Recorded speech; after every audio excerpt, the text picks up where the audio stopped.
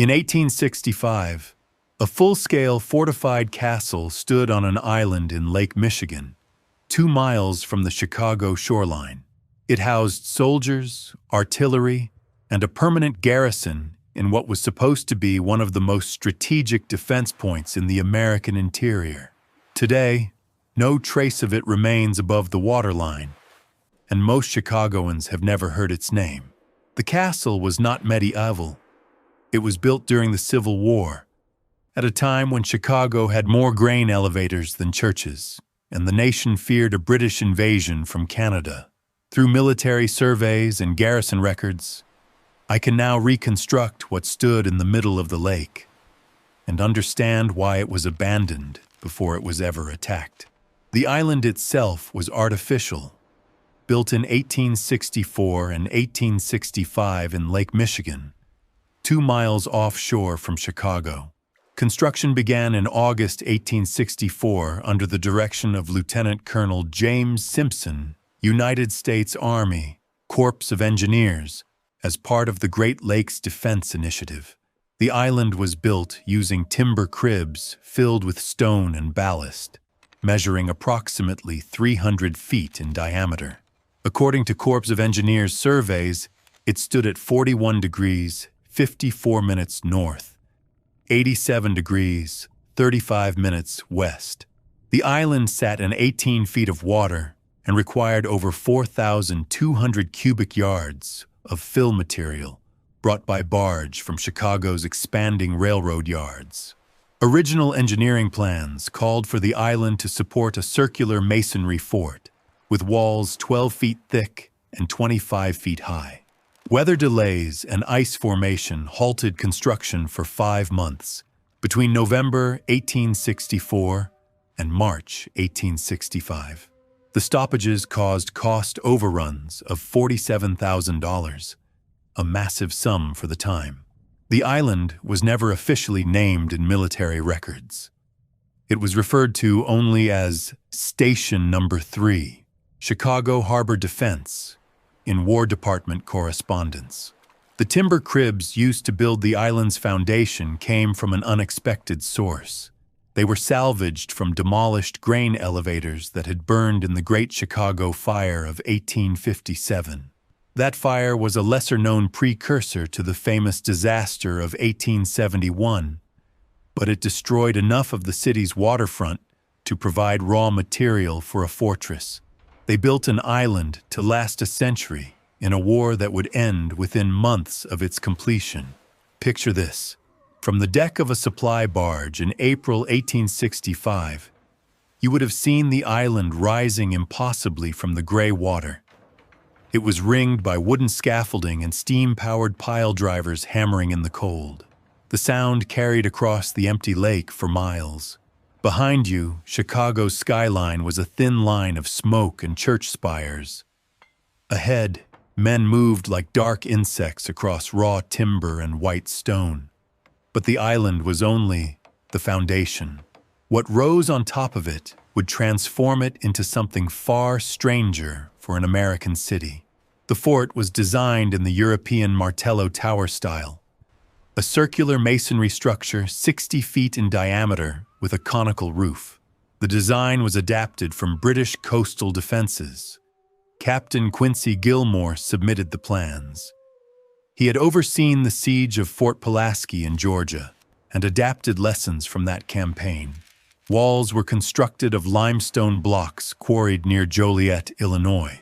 Each block weighed between 800 and 1,200 pounds and was fitted without mortar on the outer face. The structure rose 3 stories above the island's surface, with gun emplacements on the 2nd level and observation positions on the 3rd. 8 embrasures were cut into the walls to accommodate 32-pounder Seacoast guns, positioned to cover all approaches from the north and east. Interior rooms included a powder magazine rated for 400 barrels, a cistern holding 6,000 gallons of fresh water, and barrack space for 45 enlisted men and 3 officers.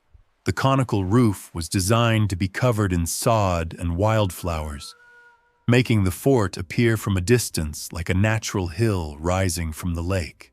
It was a camouflage technique borrowed from Scandinavian coastal batteries, and it would have been startling to see on the flat expanse of Lake Michigan. It was built to withstand naval bombardment in a lake that had never seen a warship. Step inside. Step inside through the single iron door on the landward side, and the temperature drops 10 degrees. The curved walls amplify every footstep into a whisper that circles the room. Narrow stairs spiral upward in darkness, lit only by the gun slits. Shafts of white light cut through stone dust. On the second level, the cannon are still cold from the crossing, their barrels pointing out over water that stretches unbroken to the horizon. To understand why anyone thought this fortress was necessary, you have to understand what Chicago feared in 1864. In November 1861, the United States ship San Jacinto intercepted the British mail packet Trent and seized 2 Confederate diplomats. The incident brought the United States and Britain to the brink of war. British troops in Canada were reinforced to over 18,000 regulars by early 1862. They were concentrated along the Great Lakes frontier from Kingston to Windsor. The Royal Navy maintained a small freshwater squadron on Lake Ontario. It included the gunboats Rescue and Prince Consort, each armed with 68-pounder pivot guns. Military planners in Washington feared that in the event of British intervention, Confederate raiders operating from Canadian ports could strike Chicago's grain supply. That supply fed Union armies in the field. Chicago in 1864 stored an estimated 22 million bushels of grain annually. Tiantideon represented 40% of all Union food reserves west of the Appalachians. Secretary of War Edwin Stanton personally authorized the Chicago fortifications in August 1864. It came 2 months after a Confederate raid from Canada burned parts of St. Albans, Vermont. A Confederate agent named Charles Cole was arrested in September 1864 in Sandusky, Ohio. He was attempting to coordinate a raid on the Union prison camp on Johnson's Island. The plan included seizing a Great Lakes steamer and shelling Cleveland. The fortress was designed to stop an empire that never declared war and a navy that never sailed against it. With that threat in mind, the island fort was garrisoned even before construction was complete. The first permanent garrison arrived on May 2, 1865, 9 days before the last Confederate Army surrendered. It was Company D, 8th United States Veteran Reserve Corps, composed of 38 men. The Veteran Reserve Corps was made up of soldiers wounded earlier in the war who were deemed unfit for field service but capable of garrison duty. The commanding officer, Captain William Pease, had lost his left arm at Antietam and kept a detailed daily log of island life from May through September 1865. Supplies were delivered by steamboat twice weekly from Chicago's harbor, weather permitting. In rough conditions, the garrison could be isolated for up to 6 days. The men drilled twice daily, maintained the guns, fished from the island's edge, and operated a small vegetable garden in soil brought from the mainland. Pease's log records that the men saw the lights of Chicago at night, but described the isolation as more complete than any camp he occupied in Virginia. On June 14, 1865, one soldier, Private James Curtin, attempted to swim back to Chicago after an argument over card debts. He drowned within sight of the fort. It was the only military casualty ever recorded at the installation. They were veterans of the war's bloodiest battles, assigned to defend a city from an enemy that had already ceased to exist. Imagine standing watch on the roof at dawn in July 1865. The lake is perfectly flat, a mirror that erases the line between water and sky. Chicago is a smudge of coal smoke to the west. You can hear the gulls and the creak of the flag above you. but nothing else. No trees, no wind, no voices unless someone climbs the stairs. The war is over. There is nothing to defend against. You are standing on a castle in the middle of a lake, waiting for orders that will never come. By autumn, the questions about the fort's future were no longer theoretical. In August 1865, the War Department issued General Order No. 118, directing the closure of all non-essential coastal and harbor fortifications as part of post-war demobilization. A cost analysis conducted in September 1865 determined that maintaining the Chicago Island fort required $14,000 annually. That was primarily for supply transport and structural repairs from ice damage. The Corps of Engineers reported in October 1865 that winter ice had already cracked portions of the island's timber crib foundation. It required emergency reinforcement. No appropriation for repairs was approved by Congress. The final garrison was withdrawn on November 4, 1865. After only 6 months of occupation, the guns were removed and transferred to Fort Mackinac in Michigan. The powder and shot were barged back to Chicago and stored at the arsenal on Dearborn Street. The fort was officially listed as abandoned in place in War Department records dated December 1865, with no plan for demolition or salvage. Captain Pease submitted a proposal to convert the fort into a lighthouse station, arguing it could serve commercial shipping. The proposal was denied because the Lighthouse Board had already planned a conventional lighthouse on a different site. It cost more to protect than to abandon, and abandonment was cheaper than admitting the mistake. Once the soldiers left, the island belonged to the lake. By spring 1866, ice floes had torn away sections of the timber crib on the north side, and the island began to settle unevenly. The fort structure tilted approximately 3 degrees to starboard. Scavengers from Chicago salvaged the iron door, window frames, and copper flashing from the roof between 1866 and 1868. That left the interior exposed to weather. A Chicago Tribune article from July 1869 describes the fort as a roofless ruin and notes that portions of the upper walls had collapsed into the interior. Lake charts published by the United States Lake Survey in 1872 still mark the location as obstruction, submerged fortification. That indicates it remained a navigation hazard. By 1875, only the lower portions of the walls remained above the waterline, and fishermen reported using the ruins as an anchor point. The last confirmed sighting of any above-water structure was recorded in an 1878 shipping log from the steamer city of Chicago. It describes broken stone and timber at the site. Limestone blocks from the fort were illegally salvaged in the 1870s and used in the construction of at least 3 buildings in Chicago's expanding South Side. None of these structures survive today. The fortress was designed to endure bombardment, but could not survive a decade of ice and neglect. Think about what you would have seen in the summer of 1870, rowing out to the ruins. The walls rise only 10 feet now, jagged at the top where stone has fallen away. Waves slap through the gun embrasures.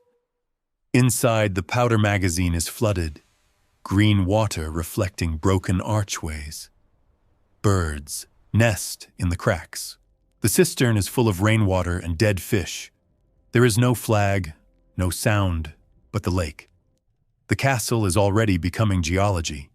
And then, one winter, it vanished entirely. Side-scan sonar surveys conducted in 1989 by the Illinois State Museum located a debris field consistent with the fort's location. It sits approximately 1.8 miles east-northeast of the current Chicago shoreline. The debris field covers an area roughly 400 feet in diameter and rises no more than 6 feet above the lake bottom. It is buried under sediment and zebra mussel colonies. Divers in 1991 recovered 3 limestone blocks with tooling marks consistent with 1860s quarrying techniques. They also found fragments of iron fittings, including a hinge and a barrel hoop. The timber crib foundation has completely disintegrated. Only stone and ballast remain, scattered across the lake bed in a roughly circular pattern. No artifacts were recovered that definitively identify the site as the fort, and the Illinois Historic Preservation Agency lists it as probable but unconfirmed. The site is not protected as a historic shipwreck under state law because it was never classified as a vessel. That leaves it legally ambiguous and vulnerable to disturbance. In 2003, a commercial diver working on a fiber optic cable route reported finding a cannon barrel half buried in sediment near the debris field. The discovery was never officially verified, and the cannon, if it existed, was not recovered. The fort lies in water shallow enough to touch, yet too murky and forgotten to ever be fully seen again. Close your eyes for a moment. Close your eyes for a moment, and imagine descending through the cold water. Visibility is less than 5 feet. Your light catches an edge of stone, square cut and deliberate, resting at an angle in the silt.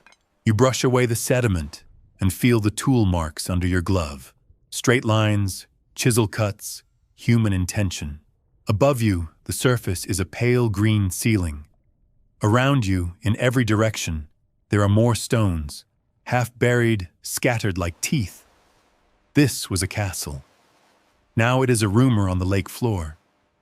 Above the water, where the fort once stood, there is only wind and shipping lanes.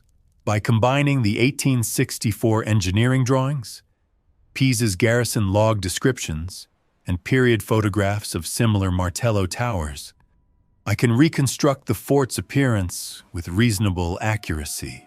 The completed fort would have stood approximately 35 feet above the waterline, visible from Chicago's lakeshore on clear days as a dark cylinder crowned with green.